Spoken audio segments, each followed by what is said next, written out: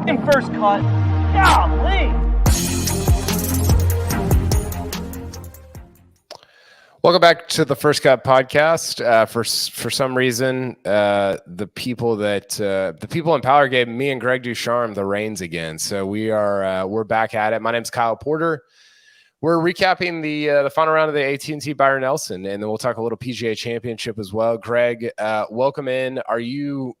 Can you believe that they let us do this again after what transpired on Thursday? I'm surprised. I'm happy that we're both still here and we have this chance again. So, perhaps it's desperate times. Perhaps we did all right and followed the rules a little bit on Thursday. But, as we say on every Sunday, what a week. What a week. I think our actual host, whose job I appreciate exponentially more every time I have to sit in his chair. He's in mourning over his Sixers getting bounced by the Celtics in the seventh game of the Eastern Conference semis, but he'll be back for the PGA Championship next week. We'll be back for the PGA Championship next week as well, Craig. But first, we need to clean up a little Byron Nelson news. We had an interesting kind of bunched up final round at TPC Craig Ranch.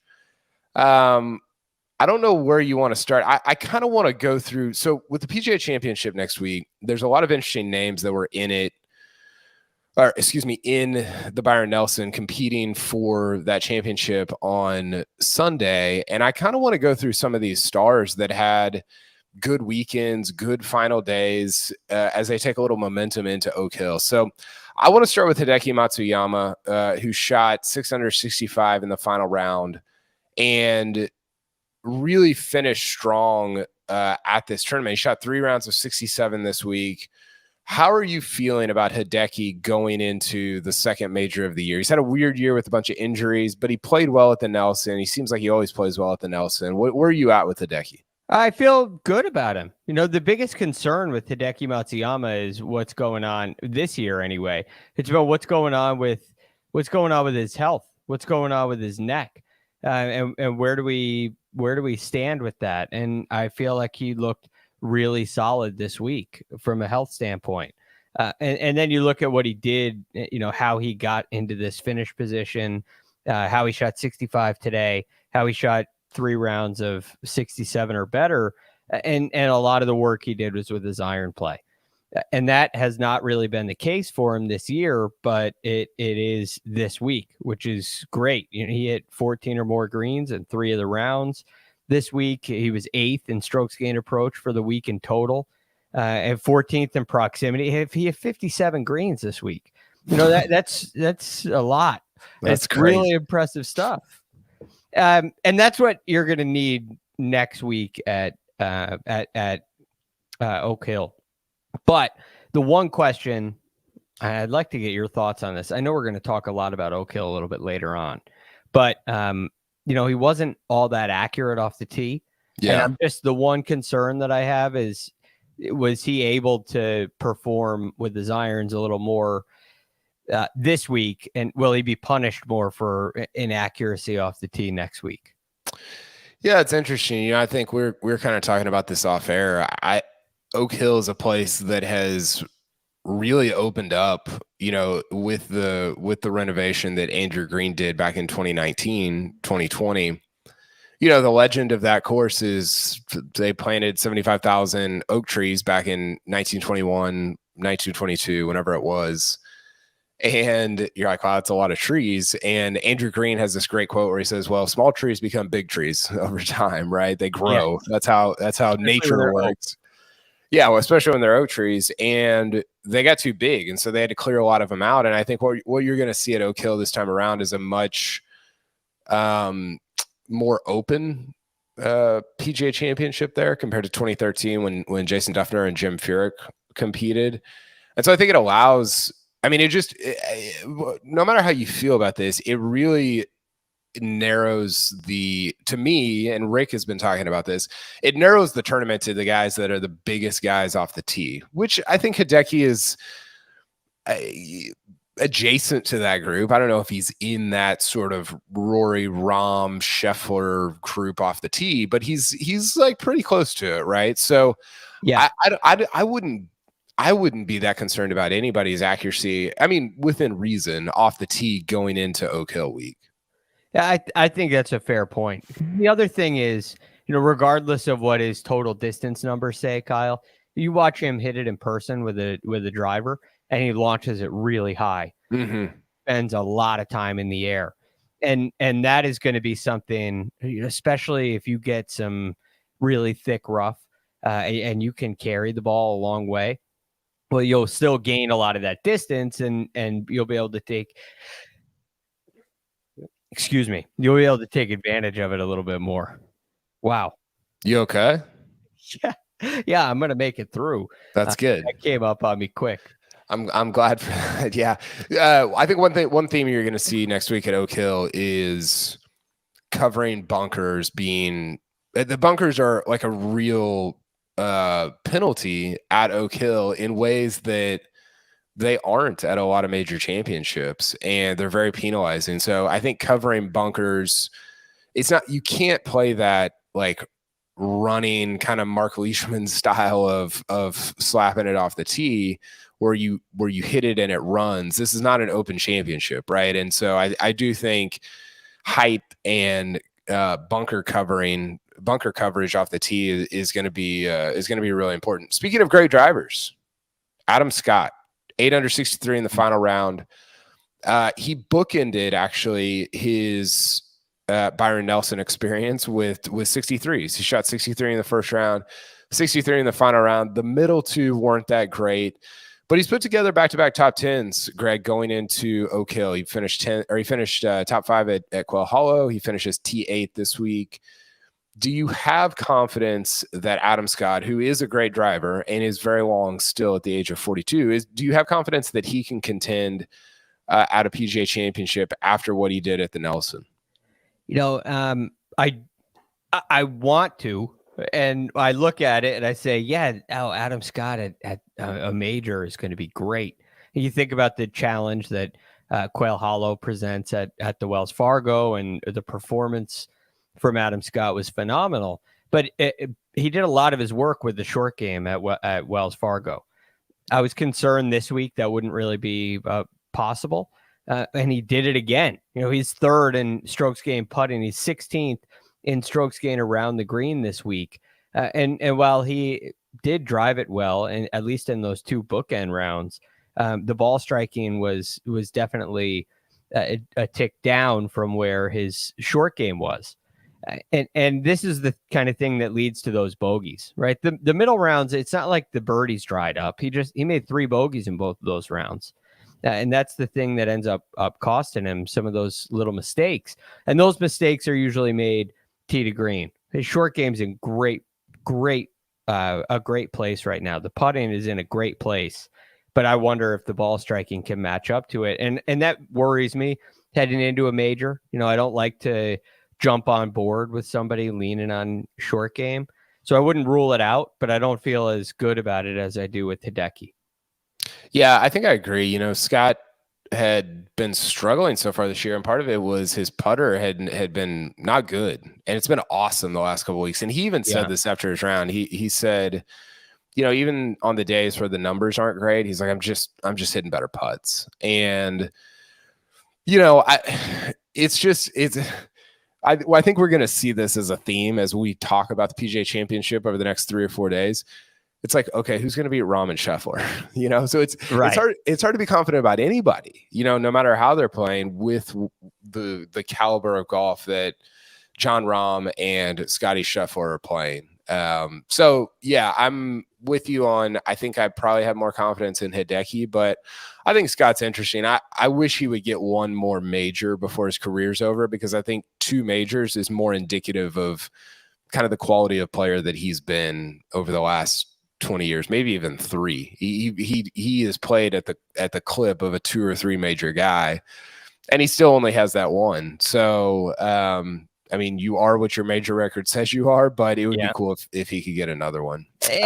Oak Hill too. Oak Hill would seem to fit who you think Adam Scott is, right? When you look at his career, I think there's a lot of similarities between what he has done through his career and style-wise to a Jason Duffner, although he's much longer, but he's very accurate. He's been very accurate with his irons throughout the entirety of his career.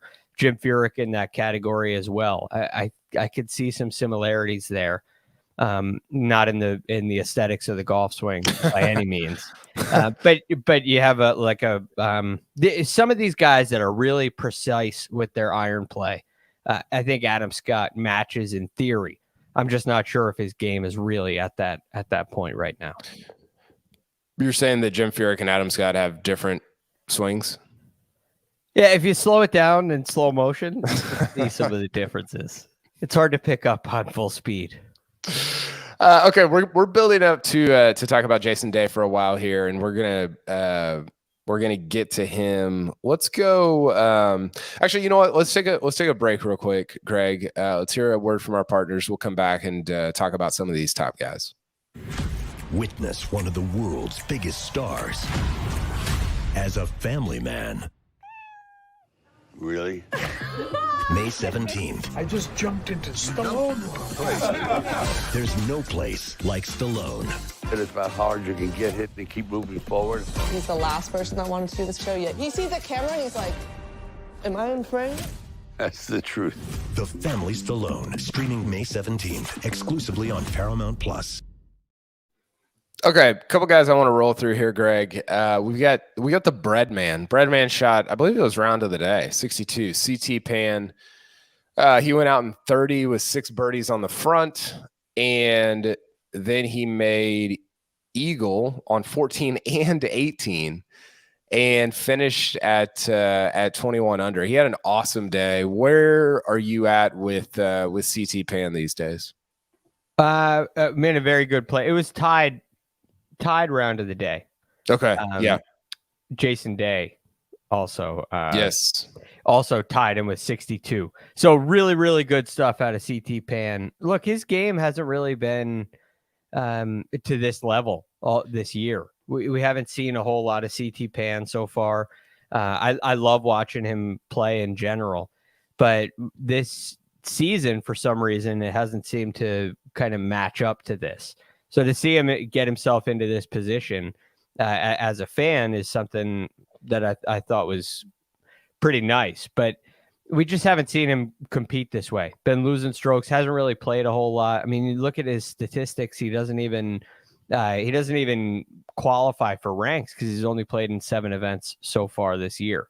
And he missed the cut at both events in 2023, the RBC Heritage and the Wells Fargo. So nice to see him kind of getting back in the swing of things and playing some good golf.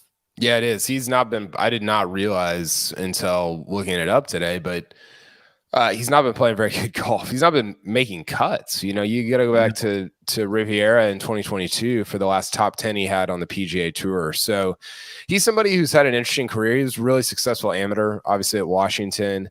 Then he wins, and he kind of he's contended in, what was the event that he contended in a couple years ago that you're like, wait a second, CT Pan is contending? It was some like long driving course where it just didn't feel like he was going to contend at all, and then he did. And I can't remember, was it a major?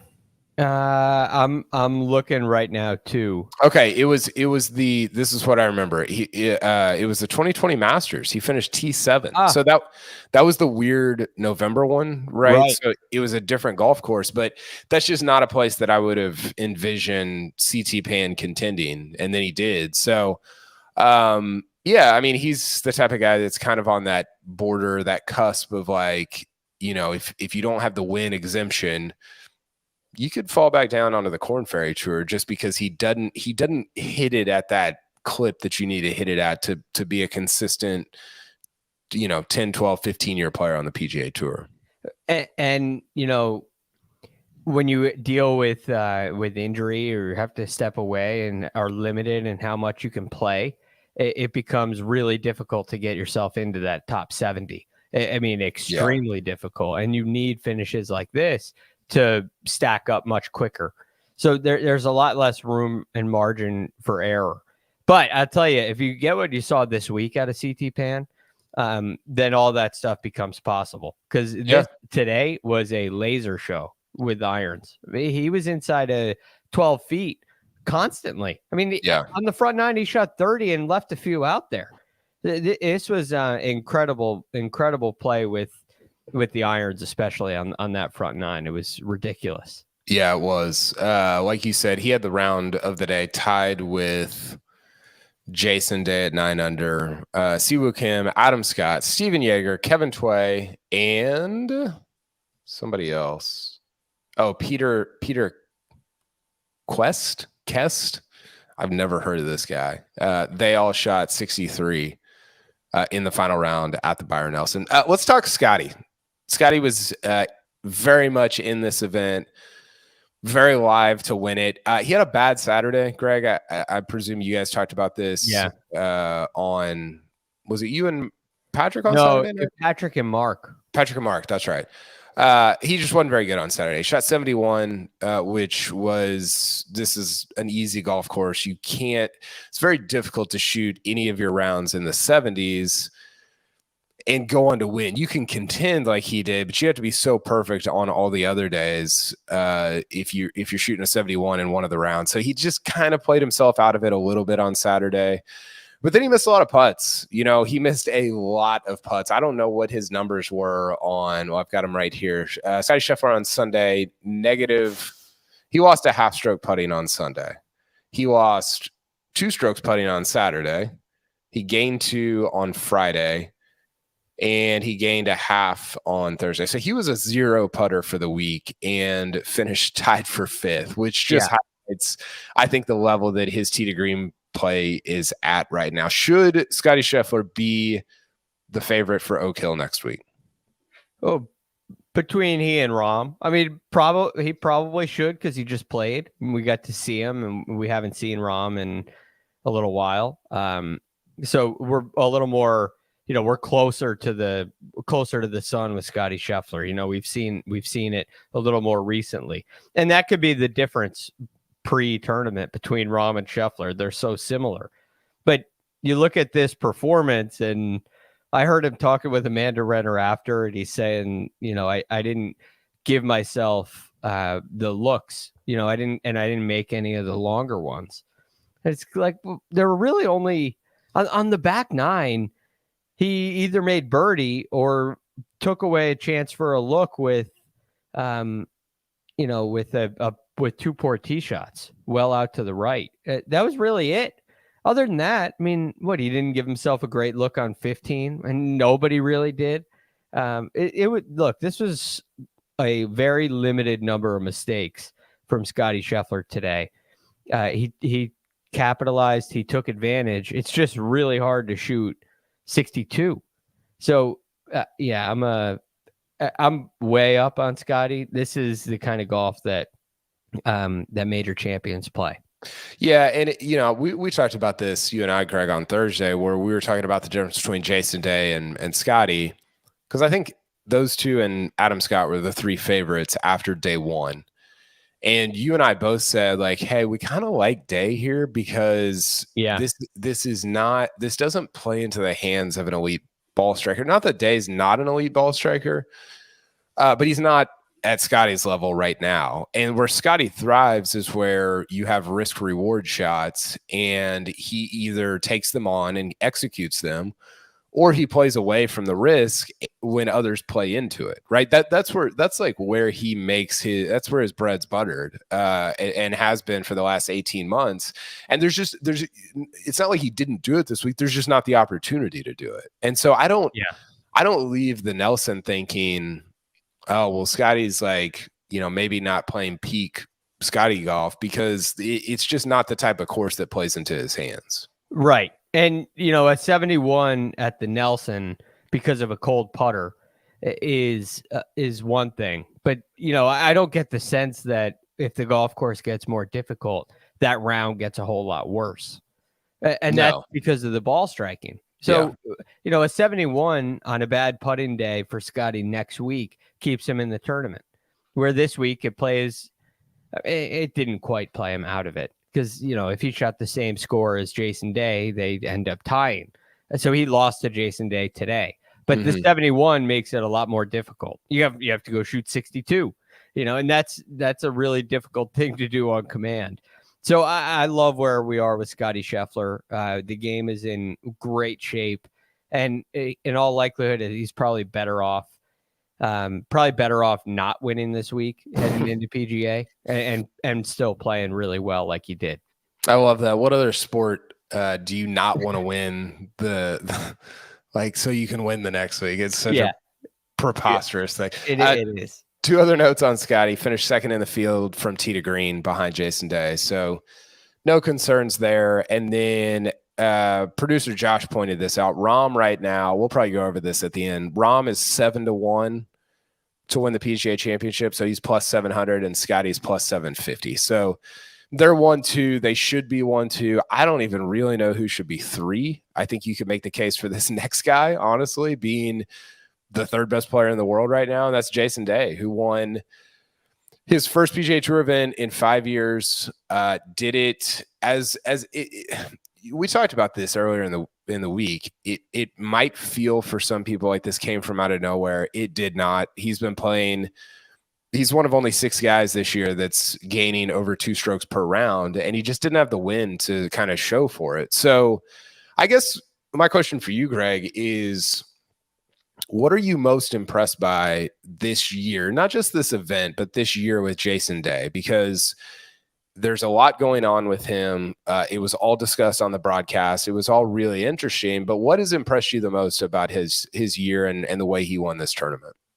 Well, I mean, I would like to start with some of the statistics, right? So what has he improved on from a statistical standpoint? And it's so clearly his iron play. Yeah, which is so important, right? I mean, from basically 2017 until last year, he's outside the top 100 on tour every year, losing bleeding strokes approaching the green.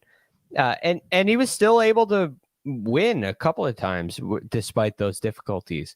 But then all of a sudden he gets that turned around. And this year, this will change, but he was inside the top 35.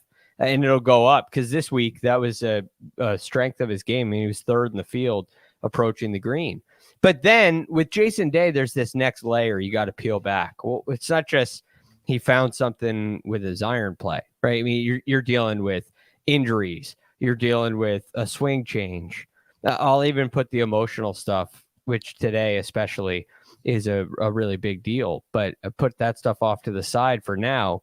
And when you're dealing with a body that is constantly injured, I mean, the guy's laying in his bed at 34 years old thinking, is it too early to retire? Can I make it to 40? Right. That's because of back pain. He's immobilized. He can't move. He can't compete. So he's got to fix the body. Then he's got to rework the swing so the body stuff doesn't happen again. And then he's got to bring it to the golf course and compete. And, early on last year when these swing changes were starting, I mean, like January of last year at the Farmers Insurance Open, there were a couple of times where he got himself in contention and faced these iron shots that were pivotal, and he hit some terrible shots. And all of a sudden, then the rest of that year didn't really materialize, but the work and the progression has come through, and this year it did materialize. And he looked like in the fall, the guy to have a big 2023. And it doesn't always work out that way. I mean, I think everybody predicted that he was going to have a breakout year.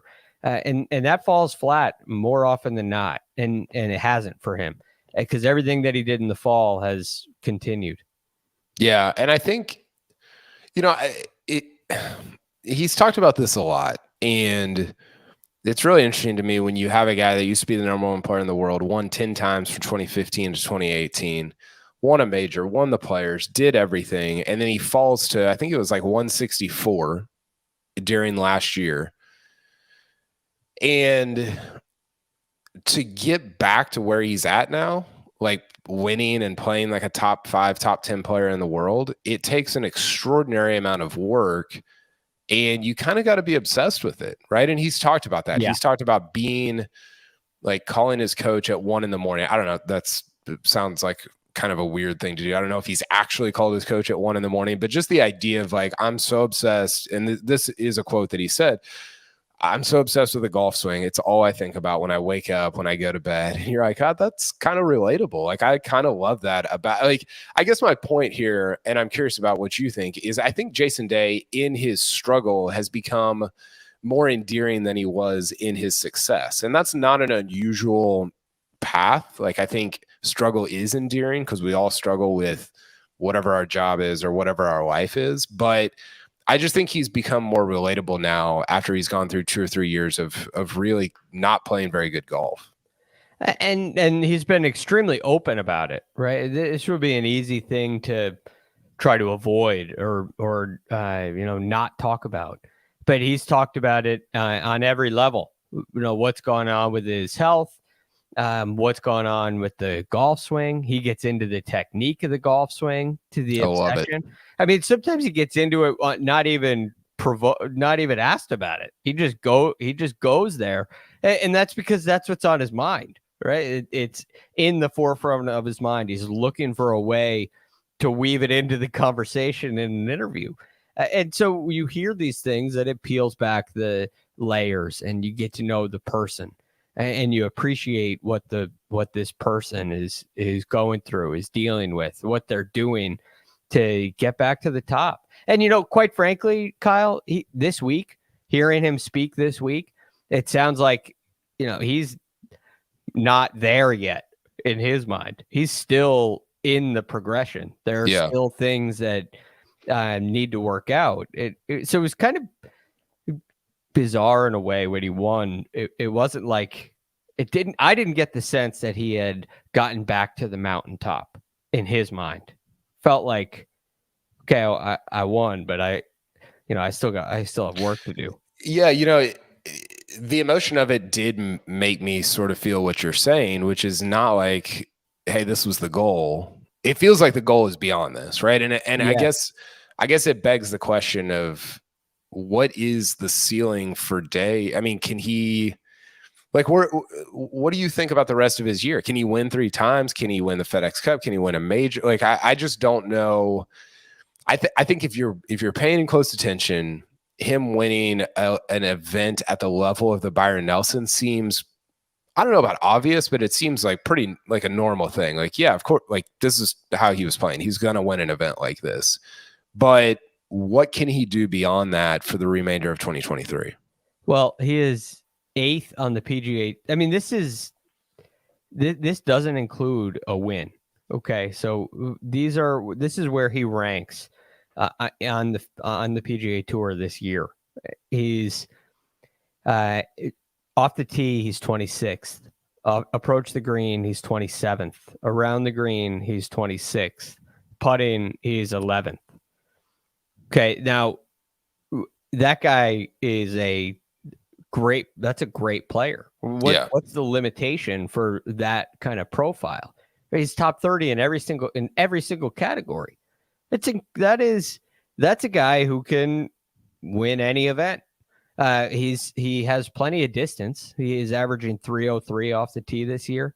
That's 63rd on tour. That's plenty long to play just about anywhere. So what's the ceiling? I mean, could he win 3 more times? Yeah, I wouldn't be surprised if he won 3 more times. I don't know if he will, but he has that kind of game right now. Yeah, I legit think he could win the PGA Championship next week. And I think the reason I think that, you were getting at this, you look at a statistical profile in 2015, 16 when he was winning everything. Yeah. And it was driving and putting.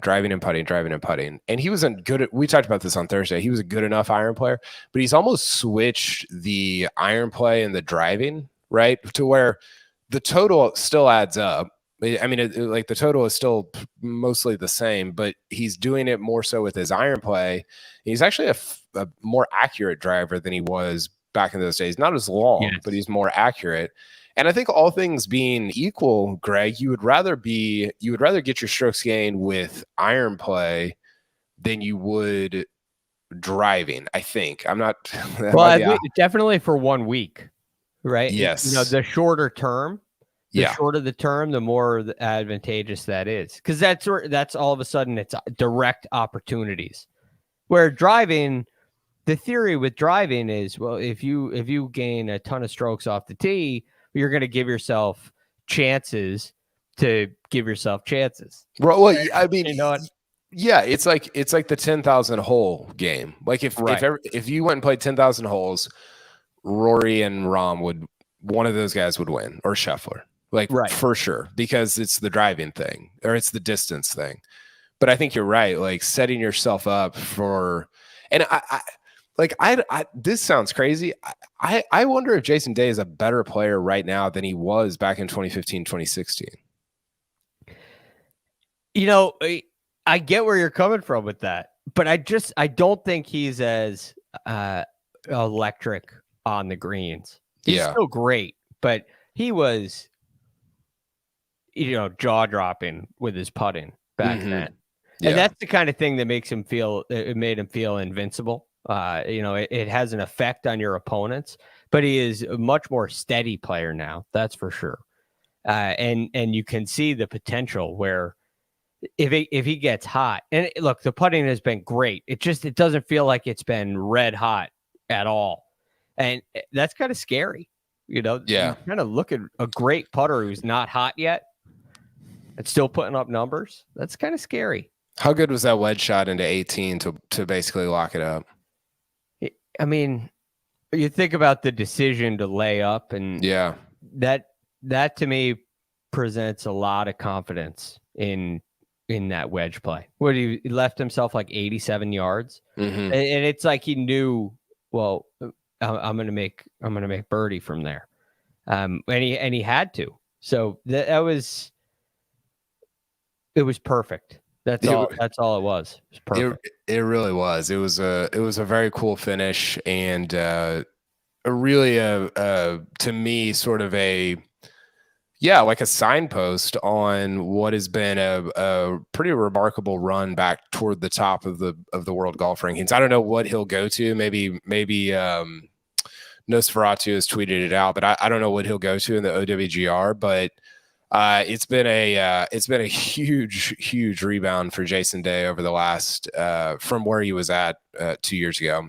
Okay, we're gonna take a look at some more Jason Day stuff. We're gonna look at our best bets, our one and done, and then talk a little bit about Oak Hill as we end the Nelson week and enter the second major championship week of the year. But first, as Rick would say, let's take a break and hear a word from our partners.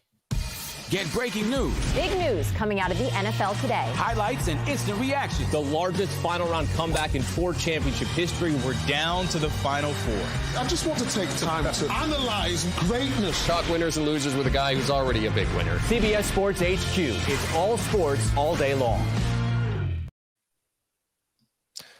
And welcome back.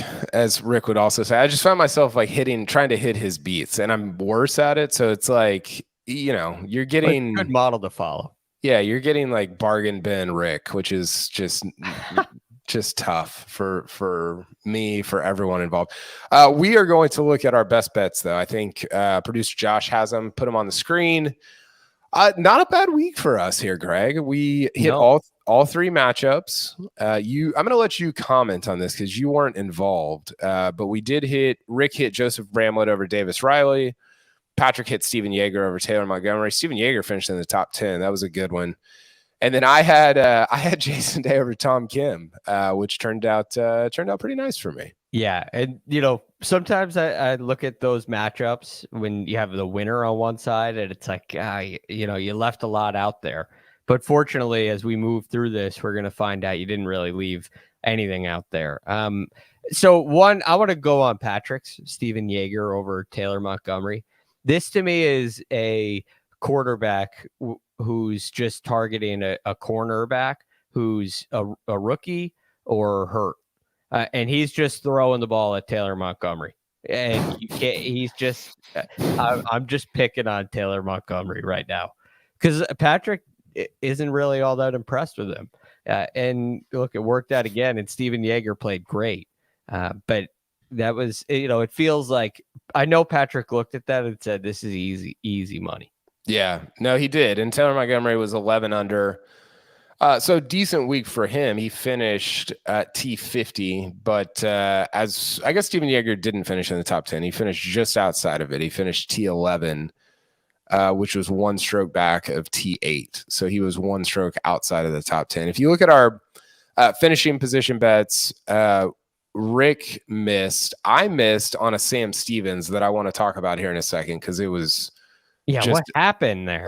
It was a mess. I mean, his numbers this week, Greg, are astonishing. He finished okay. How about this? So your top 6 guys in tee to green this week: Jason Day first, Scottie Scheffler T5, Ryan Palmer T8, Benny On T14, Siwoo Kim T2, and then Sam Stevens finished 6th in tee to green, but T34 on the leaderboard. It's because he finished 80th in putting.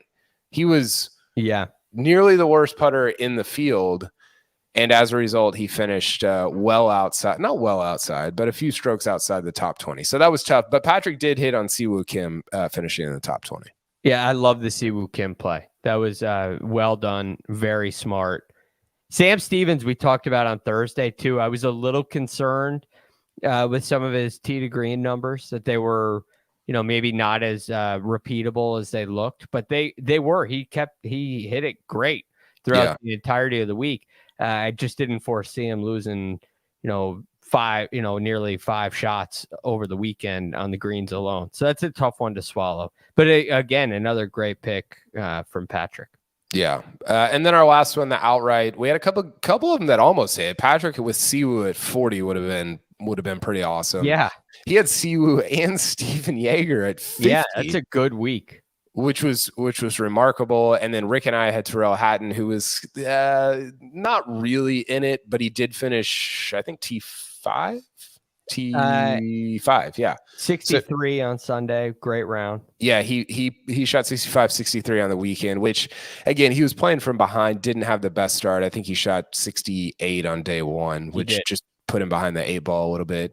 But then I hit on Jason Day at 14-1, and I think I'll let you comment on this, but I think we're going to show the season standings, because this was a week that buoyed us a little bit, got us back looking a little bit better than we normally do. So you can take a look at this and tell me what you see here.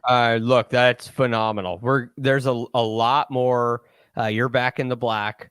Patrick's working his way up. A really good week. But a win, you hit on something at 14-1. And there's typically in those right 2 columns, there's a lot of red. You can only have one max. You can't have 2 correct outright winners. That doesn't happen, obviously. And when you do hit on those, well, it's a big spike. So it's pretty cool here to see you back up into the black.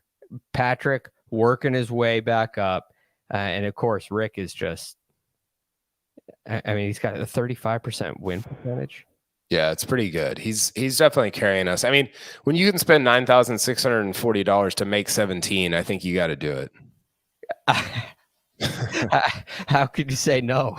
We're headed in the right direction, though. I mean, yes. that 17 might be 1,700 here in a few weeks. Look, it's profit. It's profit, period. And totally. Yeah, no, it is. We got to get Patrick has been our anchor, and I don't mean like you play him the last match of the Ryder Cup. I mean, he is like literally weighing us down right now, but he's again headed in the right direction. He's been kind of feeling it over the last month. We need to get him into some of these major championships and see what he can do. Okay, let's take a look at our best bets. We have. We got some decent best bets here. Rick hit on his. He had Carson Young top 40. That was at plus 210, and Carson Young finished. I actually don't know where he finished. Let's see here. He finished T14. Yeah, he always stands out to me because, I think it's Cam. Oh, not Cam. It's not Cam. Yes. The other Yes. CA Young. Yeah. So that's kind of funny to me. So I always notice his name, and he's been playing some better golf, Carson Young. So good on Rick there. At least we got one. Yeah. So the second one, Patrick had Aaron Wise to miss the cut at plus 175. I don't know how he didn't miss the cut here, Greg, because he shot 68 in round 1, so he's 3 under. And then he shot 70 in round 2, so he was 4 under. Was the cut was 4 under, right? The cut was 4 under. Okay, so he made it on the number. Yeah. And Micheluzzi down the stretch moved it from 5 to 4. He had I think he had a fairly short putt to get it to 5. And he missed and kept it at 4. So it was close. That was really close. Yeah, it was very close. And then I doubled up on Sam Stevens to finish in the top 20, which, as we went over earlier, he hit it like a top 6 player and could not make a putt. Yeah. So that was tough. Good play. You went all in on Sam Stevens. He lived up to the reason why you did it. Yeah. And it just didn't work out. Yeah. This overall is a little tougher to look at. Everybody's in the red. We're down 18.5%, but we got the majors coming up. We got 3 majors left. We got the playoffs. We got a lot of time to make up some ground here. Yeah, so, we're 1 win away from turning the momentum here, getting this back on track. You sound like a Corn Ferry Tour player. Okay, let's look at the one and done standings. There was a lot going on this week. There wasn't a ton of movement. So Mark at the top had KH Lee, and KH Lee, believe he missed the. He finished the cut. He finished T50. Yeah, he made the cut at 4 under as well. So he actually pulled a Sam Stevens this week because he finished 9th from tee to green and T50 on the leaderboard. He was 80. He was 83rd in putting, Greg. Not good. No. And for somebody who supposedly likes the greens here, I guess he didn't this week. Yeah, did not this week. So Mark gets 21,000 from KH Lee, which is pretty just incidental compared to the 15 million he's already racked up. Right. It's incidental. No factor. Yeah, not much movement there. The next couple of guys did have a little bit of movement, even though they had the same guy. Rick and Kyle Lamb both had Tyrrell Hatton, who earned, I should say, 350,000. For his T5. He actually benefited from that Scottie miss at the last hole. I was thinking about that as Scottie was putting. He had probably a 5-6 footer on the last hole. I could tell you exactly what it was, but he in all likelihood he should have. Let's see here, 18. Yeah, 3 feet. No, that's right. Oh, I'm back in round 2 for some reason. He had a 3 foot 11-inch putt he missed. Oh, so it wasn't even 5 feet. Yeah. It was not even 4 feet. Yep. Not even 4 feet. He hit it 5 feet 6 inches. Yeah, there you go. So that benefited those of us who had Tyrrell Hattons, which was Rick, Kyle M, myself, and that's it. So those were the 3 that had Tyrrell Hatton. Again, 350K is, it's a good play. It didn't result in a ton of movement, though. In fact, I don't know. I think the standings stayed the same because I was already ahead of Sia. So no movement at all. Yeah. So speaking of Sia, he had Seabez, Christian Bezadenhout. Mark's going to kill me for how I pronounce that. Yeah. You got to worry about those names, the South African names with them. Yeah. He finished T23, shot 15 under. $80,000, decent play, but if you string together $80,000 in a row, you got to have some hits here. I mean, that's the name of the game with the one and done. Yeah. So I thought it was talk to me about that, by the way. I've only missed 1 cut this year. Really? Yeah. And then dead. And it was Colin Morikawa in Phoenix. And I'm a dead last. Well, this is sort of emblematic of what I believe about the modern PGA Tour, right? Where it's like, it doesn't really matter if you make all the cuts. It matters whether your hot weeks are really hot, and all the other stuff doesn't matter at all. You're absolutely right. And that's what happens as the separation of pay, separation of FedEx Cup points, whatever the measurement tool is. Where you're ranking players, as that separates, the benefit goes way closer to the top than it does the cut makers. Yeah.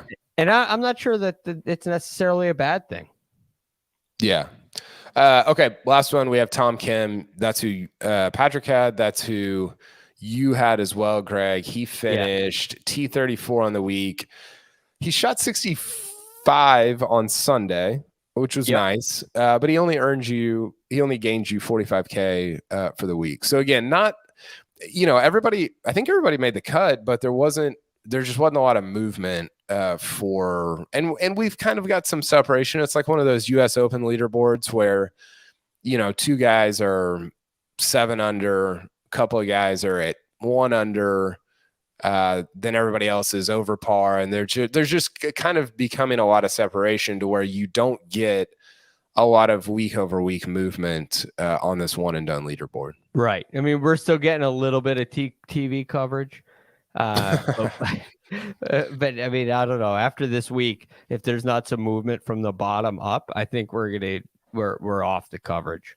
Yeah, you might get dropped from television coverage after Mark goes up 15 mil on you or something. It's close. We're dangerously close to that. Yeah, I mean, nearly 10 million. He's nearly $10 million ahead of me. Yeah, that's not great. 4 at the PGA, 4 at the Memorial. I could chip away at this with a couple designated wins. I don't know how you're going to get 4 at the PGA. Well, 3 and change, right? What's PGA? I think it's like 2 something. Yeah. Okay. I think so. Producer Josh can look it up, but then I'll wait to win. Yeah, for sure. You should save it for the playoffs. You're right. I think the Masters was 2 point. Maybe it was 3. Maybe you're right. This is why Mark's winning and we're not, because we don't know what the numbers are. Yeah, he knows. He knows who to play.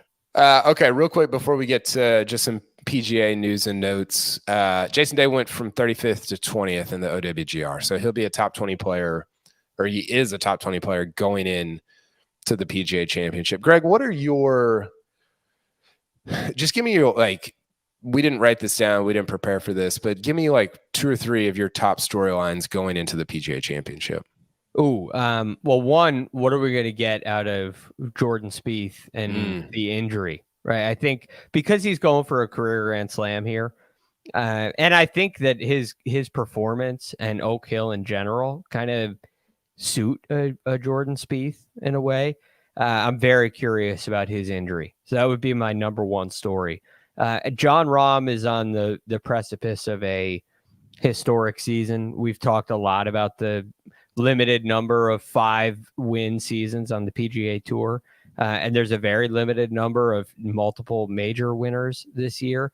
But John Rahm's game feels like that's going to happen. And I'm curious to see if it does, and if it does this week. Look, Scottie Scheffler has some redemption. I think their battle between 1 and 2 in the world, anytime they're playing, is a top story. So those would be in my top 3. And perhaps, again, without preparing, another one that comes to mind is, what are we going to get out of live players this time around?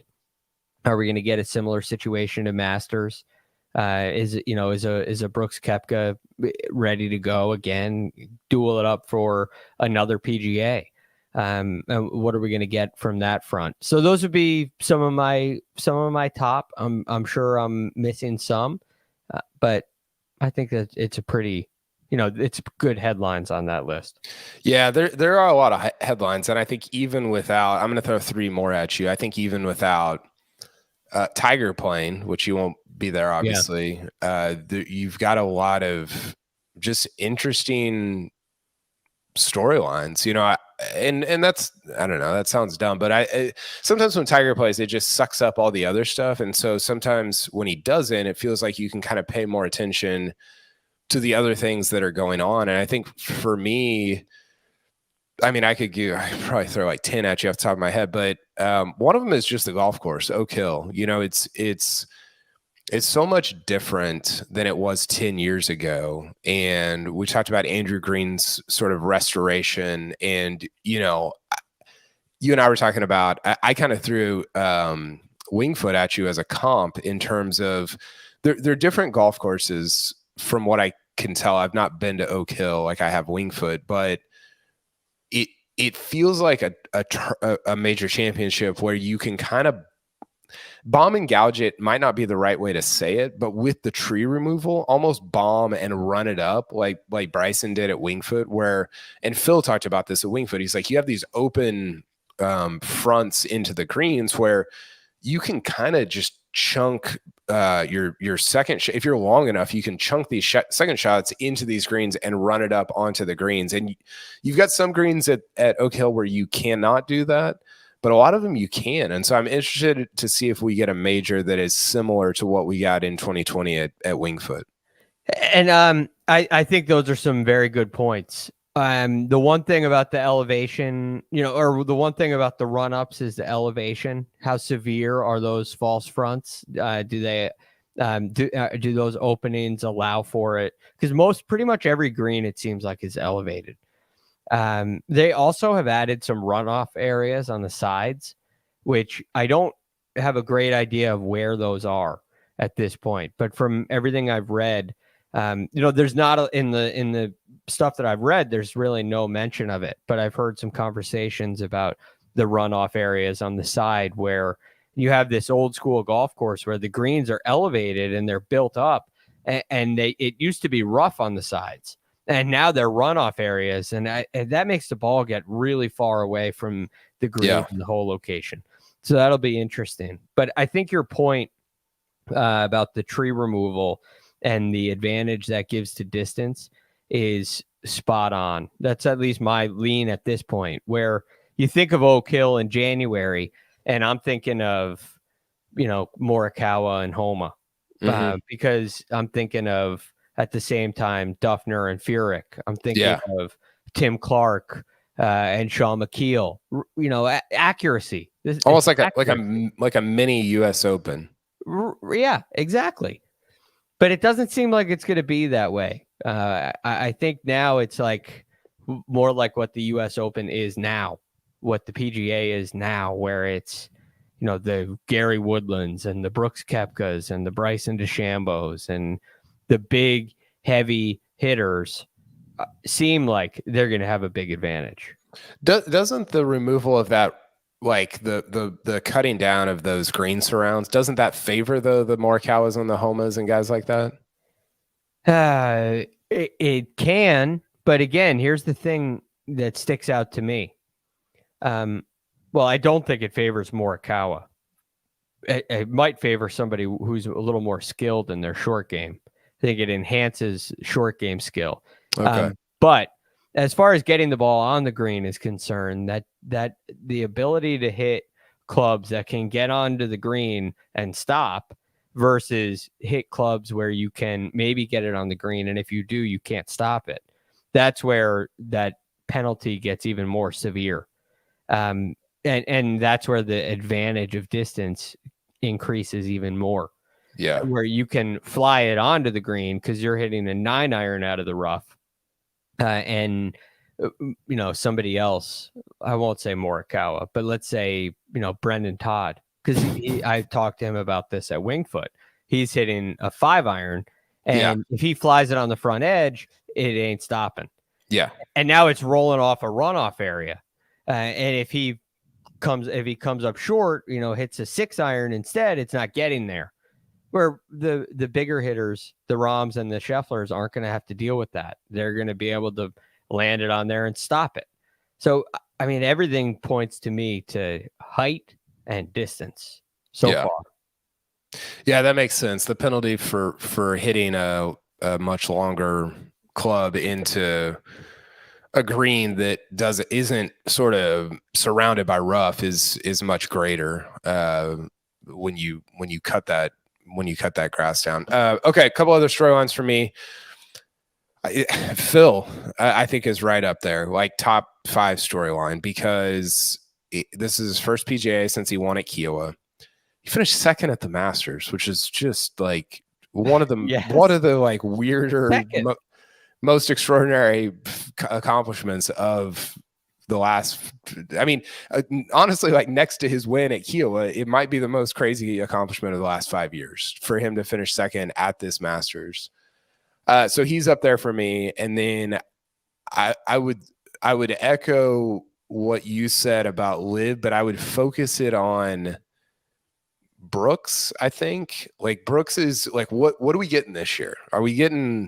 Is it the throwback to major championship Brooks? If it is, great, bring it on. I want to write about that. I want to watch that. I want to experience that. Or was the Masters this sort of one-off thing and he's just going to be inconsistent at the majors going forward because of injuries, because of health, because of whatever? I think that for me is a big one. Yeah, we haven't gotten, it's a lot harder now to get a real litmus test on their games, any of the live players. And I would agree with you. The ones of more interest are the ones that nearly, they've won majors before and they played well at the Masters last year. Phil and Koepka, they really stand out in that list to me. Phil's interesting. I'm very curious about him on this golf course. It does not seem like a great fit. The fairways are going to be like 20 to 25 yards wide, and I know that he might be a bomber though. Speed. Yeah, you're right. And he has a great record in U.S. Opens. He's never been accurate, so maybe he can handle the rough. Maybe the tree removal is good for him. That's why it's very interesting to me because it feels like it would be bad for him. But U.S. Opens always feel like they're going to be bad for him, and he's coming second 6 times in the U.S. Open. Yeah. So it's clear that us pundits are missing something, have missed something in the past. At least I have with Phil. For sure. And then the last one, I think, and some people in the chat mentioned this, but Rory contending for what would be his first major since 2014. He's got some obviously Rochester ties with his wife and her family, and I think he's talked about that, or it's been talked about, or whatever. But had a disappointing Masters, kind of just a weird week for him, and then didn't show up at RBC Heritage. And it's not, I guess my point in saying that is it's not been a continuation of what he did in 2022 at the major championships, where he was a real factor in, where did he finish at the Masters last year? Second. Oh, that's right. He shot the 64 on Sunday. So he was really a factor in all 4 majors, right? Because and you could argue least so the Masters that he gave it second. Right. So you could have won the Open, probably maybe should have won the Open. He hung around at the US Open. He led the PGA Championship after the first day, and then obviously shooting 64 on Sunday at Augusta National. And he hasn't, I know we've only played 1 major so far in 2023, but he displayed that same level of play that he was at in 2022. So I'm curious about, is there a bounce back? Is he just kind of down? Is he going to just be down in 2023? Players have down years. He's had down years. Is that what we're getting from him in 2023? I think all of that is really fascinating for somebody who came into the year with a lot of expectations and a lot of hopes. And kind of coming to life this week in a lot of ways. But the strange thing about Rory last year, after the second at the Masters, and the backdoor second, it almost feels like a win without holding a trophy. And he leaves on such a high, excited and invigorated for the next year. This year, he leaves on such a low. Mm-hmm. And it feels like it's a restart to the season. At Wells Fargo, it kind of felt like it's a slow restart to the season. It doesn't feel like he's looking ahead to, I never got the sense that he's looking ahead to the PGA with this one circled on the calendar. Like I'm going to build myself up for the PGA. I'm sure he's practicing hard, and I'm sure he's working on it, and I'm sure he wants to win every tournament he plays in. But this one, it feels like there's a little bit of energy, a little bit of intensity kind of let out of the tank at the Masters. I can't wait to see if that's true or not true. I mean, don't disagree, but also he had so much momentum going into Southern Hills last year. Leads after round 1, you're like, okay, this is it. Yeah. And then it just petered out. So I don't know what the formula is for him winning a major championship, if there is one. I don't know if he knows what it is, but I just don't. I don't disagree with what you're saying, that there's no momentum behind it. Like, he didn't play well at Quail Hollow. He wasn't good at the Masters, obviously.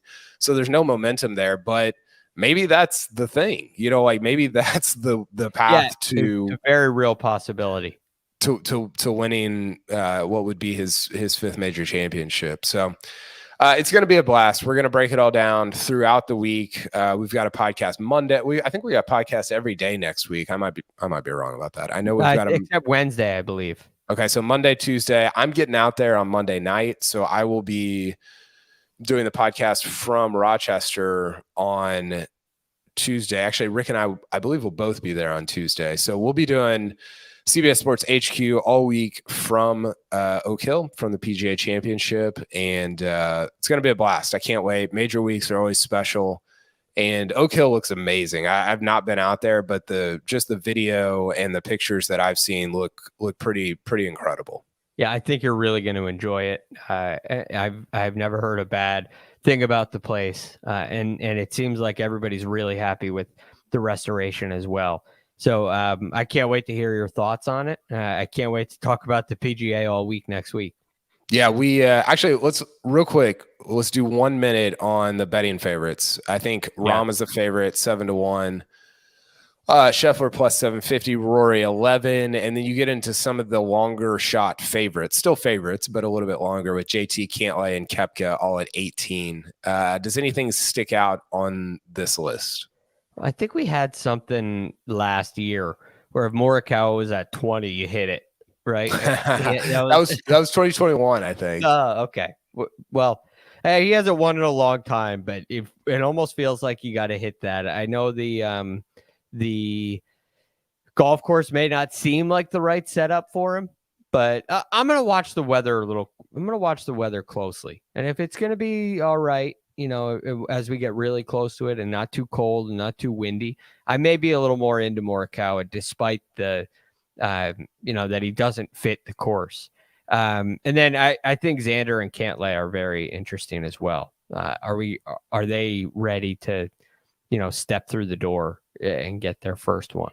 Yeah, I think Day at 20, and then I actually he's not on this list, but Finau at 25, I think, is real interesting. Finau's quietly been playing some of the best golf of the year. Now, yeah, can he win a major? I don't know. He's won big events before, not majors, but other big events. So I really like him at 25, especially if it turns into one of those sort of Bethpage-y.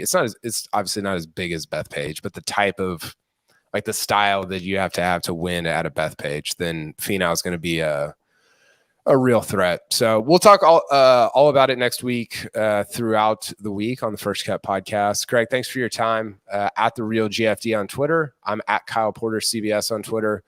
We got producer Josh behind the glass, just getting it all done, getting all the logistics for doing this podcast are an absolute nightmare, and he organizes them every week. So appreciate that, producer Josh, and we will talk to everybody next week at the PGA Championship.